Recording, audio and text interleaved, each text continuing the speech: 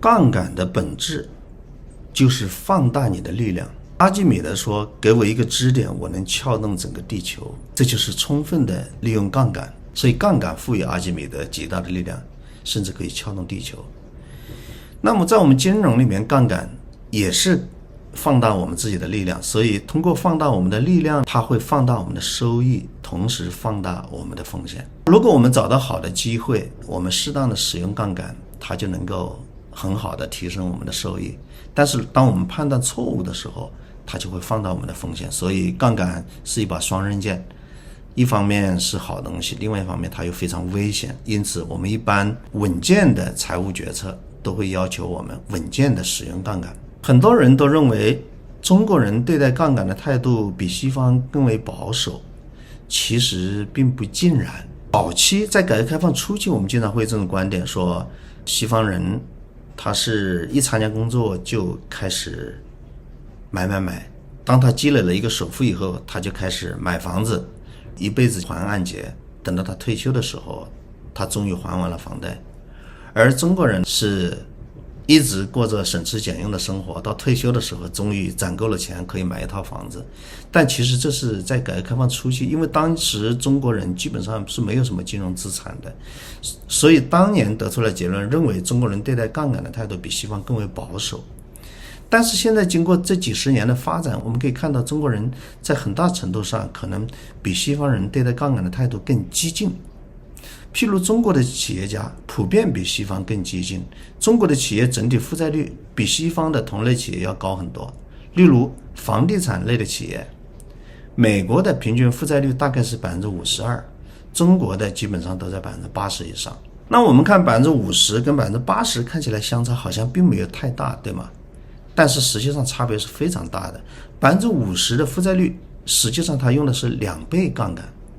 ，1块钱撬动了2块钱的资产。那 80% 的负债率什么意思呢？1块钱撬动了5块钱的资产，所以它是5倍的杠杆。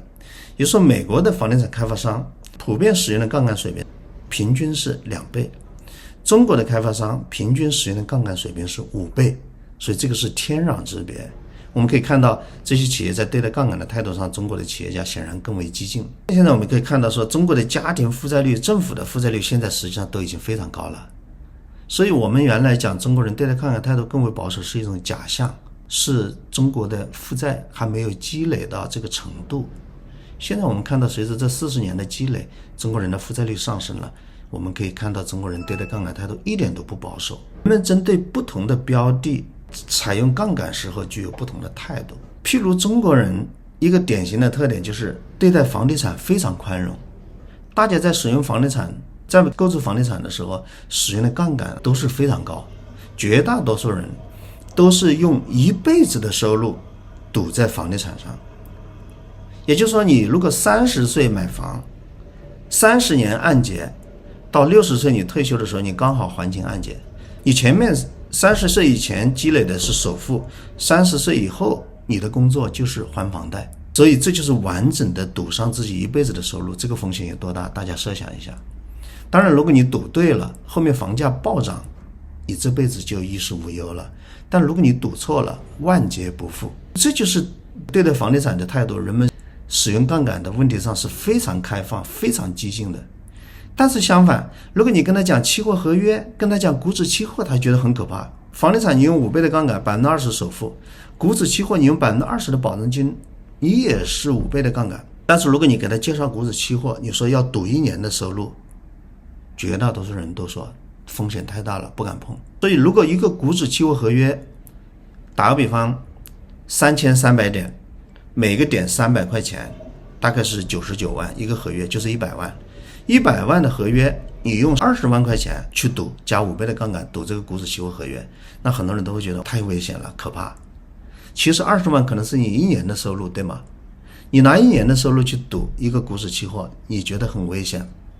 但是如果你在房地产上，你赌上10年的积累，再背30年的房贷，你却觉得安全，这不是双标吗？所以人们对待不同的标的有不同的态度，这个背后有文化，有社会的各种压力、各种认知、各种观念。但是总体上讲，就是如果你对待不同标的的杠杆有不同的态度，说明你是双标的。所以在这个意义上讲，你肯定至少是不理性的。那为什么说杠杆的双标是一种非理性？我这里刚才举了一个例子，就是一种双标，就是你不同的标的具有对杠杆的不同态度，你就是双标。就是你赌1年的收入去赌股指期货，你觉得危险；赌1辈子的收入在房地产上，你觉得安全，这就是双标，它是不理性的。这也就是我们说中国的大多数家庭，如果他对房地产又没有估值能力的话，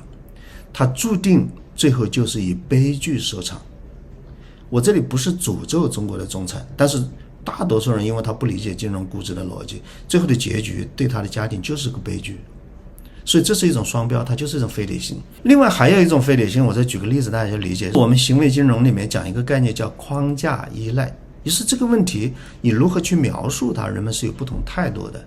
这也是一种非理性。举个例子，假如我现在